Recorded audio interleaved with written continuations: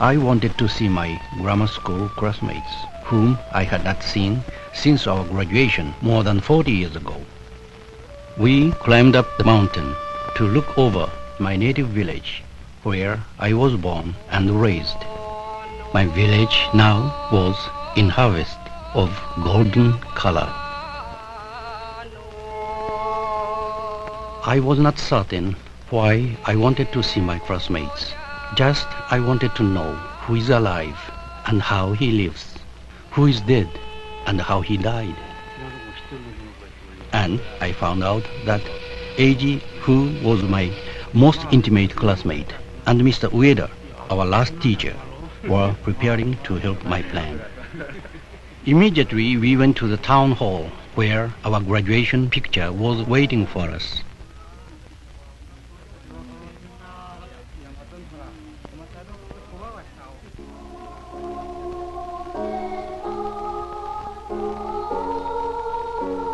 Myself, country doctor's third son, who went to high school and art academy, too became an artist.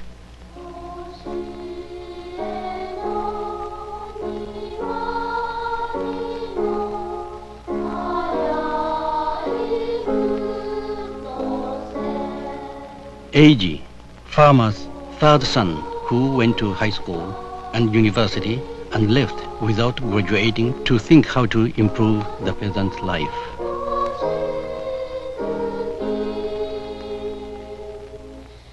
Mr. Ueda, the person who became our last teacher right after graduating Teachers College and whom I made appear in my book, Pro Boy.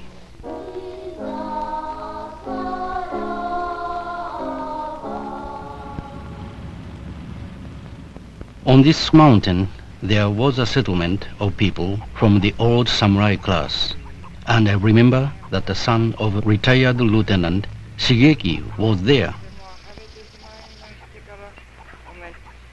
But he was ill. His neck and face were swollen. He did not want to see me. We decided to go down to the town cemetery where Akira was. He was the son of a town official, went to Teachers College, and became the best tennis champion in the prefecture. He was killed in the Second World War. Only I could hear the song he used to play with bamboo flute.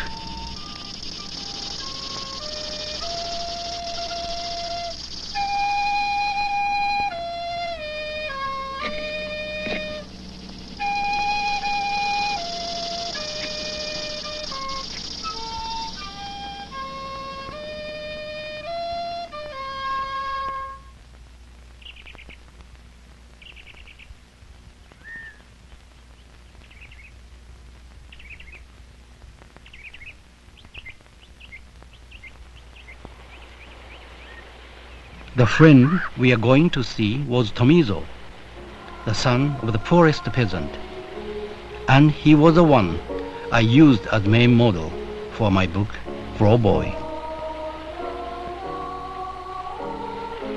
The more their lives are poor, the farther their houses are from the lowland.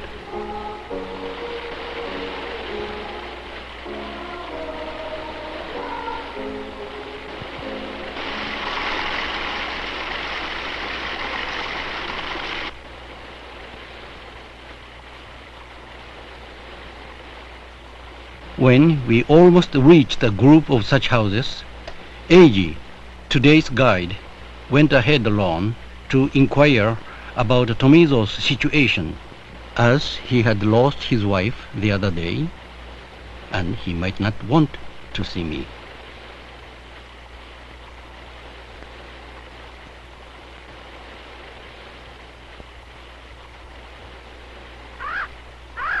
As we were afraid of, he did not want to see me. Of course, he didn't know that I published Crow Boy, favoring him as my childhood friend.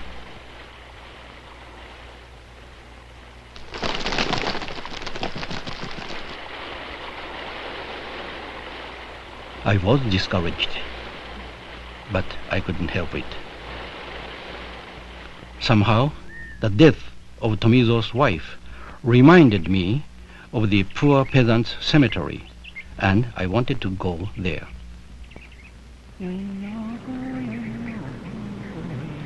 I remembered the poor peasants' cemetery had a special, unique atmosphere, much different from the town's cemetery. No competition of style of the stone, not even one stone to which a flower was not dedicated. All unknown lives were just genuinely embraced by nature.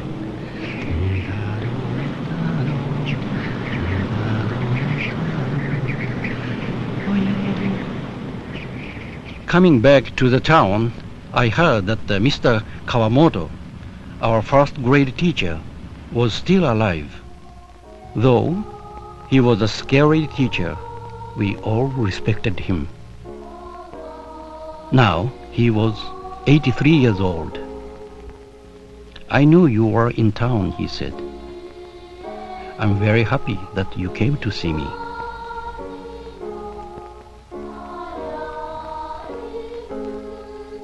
In the town, near the hotel, there was a modernized barber shop.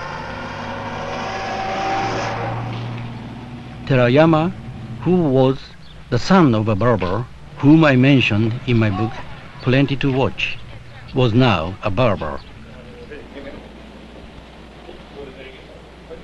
Although Terayama had sprained his back during the finishing of harvest, he was willing to give me a haircut. I heard the same sound over my head which his father used to make on my head.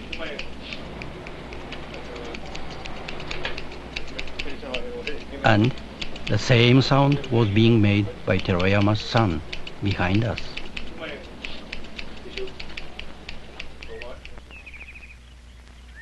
Next, I decided to see Shigeshi, son of the steamship ticket agent. Shigeshi went to business college after graduating from high school. Since the highway was built, Shigeshi's steamship ticket business closed. I wonder, what is he doing now?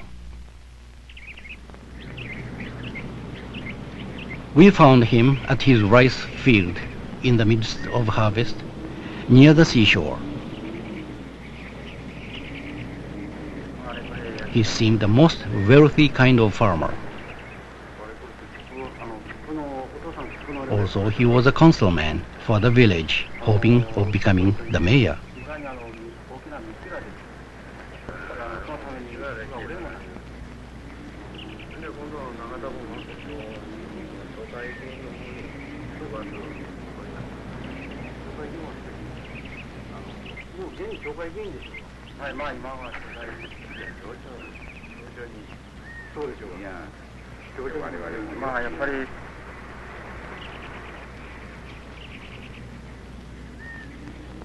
Not so far away, Takeshi lived. Takeshi was only son of a blind masseur, and he was one of the smallest ones in my class.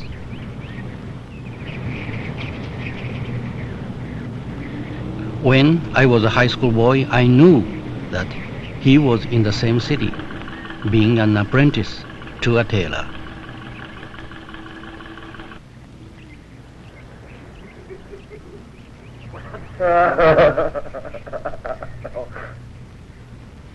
He touched my jacket. "Oh, very excellent texture," he said, "but lousy workmanship."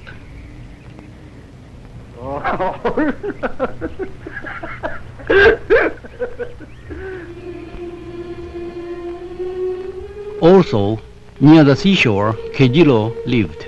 He was the son of the owner of a hotel where they used to receive the passengers from the steamship. But the place he received me was not the hotel. It was the seashore.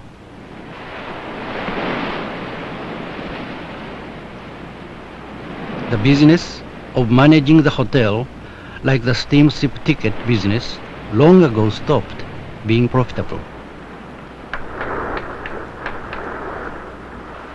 Now, he was carrying wood from the peninsula to the other peninsula with this boat.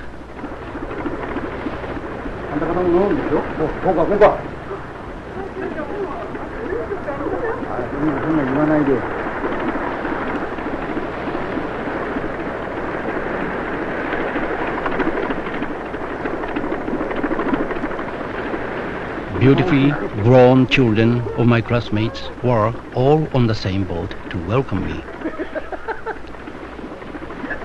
The smell of the ocean made me feel the day we swam here was just like yesterday.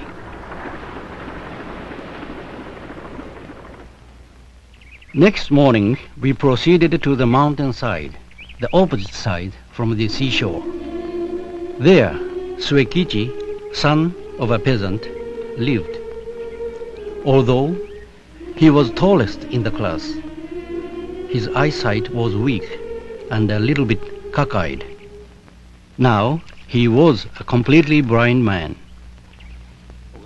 He said he can feel America in touching me and wondered that I must have grown after graduation because my voice comes from above him. Then here, unexpectedly, I found Natsu, a sweet little girl who used to live near my house. Obviously, she was the bride of my friend's son, and they were taking care of the hard work of the rice field.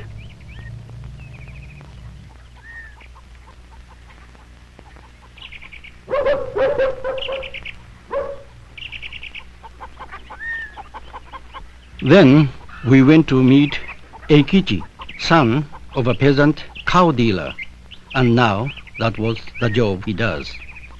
He had the largest head in the class. He welcomed us with his granddaughter.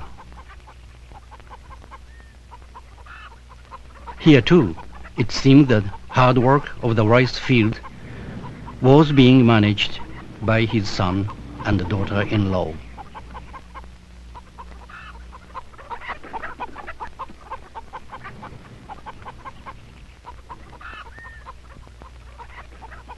Here, fortunately, I was given a chance to have a glance over the farmer's kitchen where my poignant memories were attached.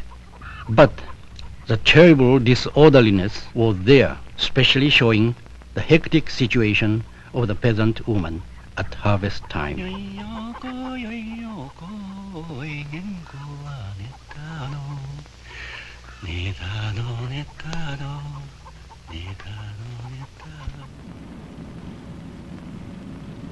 We took the long way around and came down near the seashore, where another classmate lived. His name was Masumizu, a carpenter's son. Now, Masumizu himself was a professional carpenter who had mastered the technique of traditional handwork.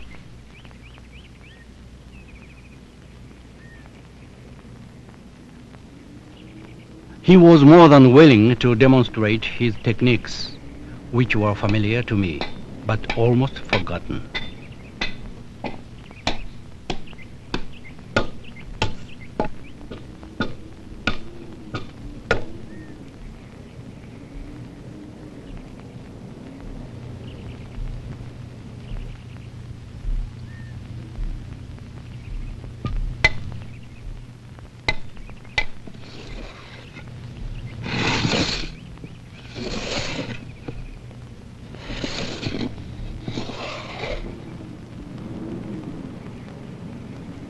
I was invited to Eiji's place.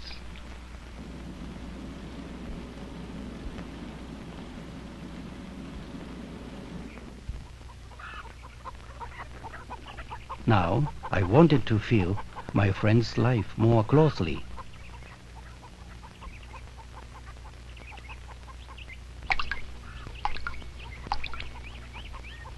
Now, for his family too, harvest was over.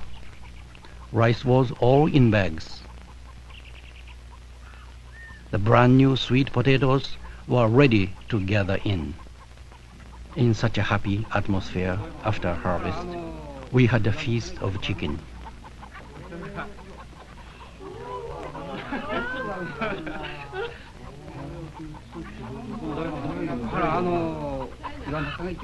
In front of me, not only Katsuko, Eiji's wife, but also her beautifully grown-up children joined.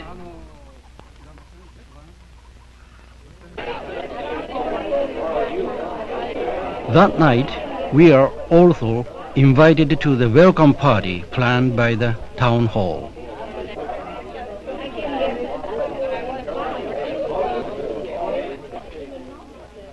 The boy who took the seat next to me was classmate Yonekichi, a town officer. He was a farmer's son, especially active and vital, always smiling. Mizota was there, farmer who came back from the Navy, alive. Mizota always had a little bit of a worried look on his face. Also the farmer, Maihara, was there too. The boy, very modest and gentle, with a soft smile all the time. Also the farmer, Itsuma, was there. Itsuma, farmer's son, who made such heroic pose in the graduation picture. Also Ota, school teacher, who rushed for this occasion. The son of a fisherman, fast runner, strong fighter. Also Kuniji, a public school dean. Kuniji was very good at his studies. He was raised by his mother, a peddler. Nobody knew about the other classmates.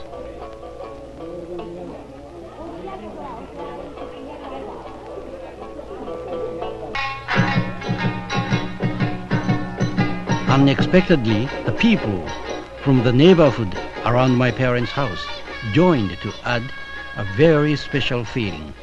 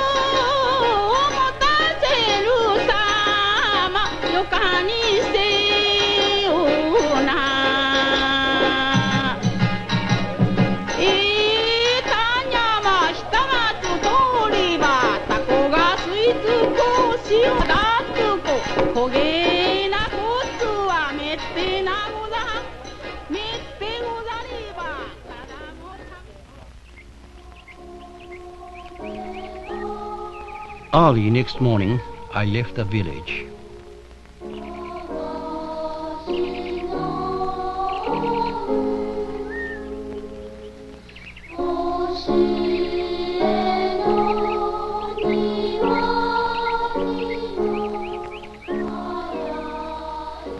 returning to the city, I wanted to take the ocean road, like in my high school days.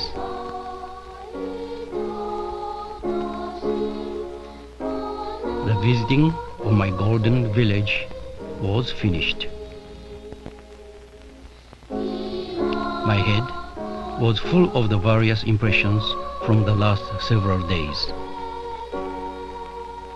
Still, I could not think what made this visit irresistible. Only one thing was clear. I felt myself much taller, having a newly widened stability.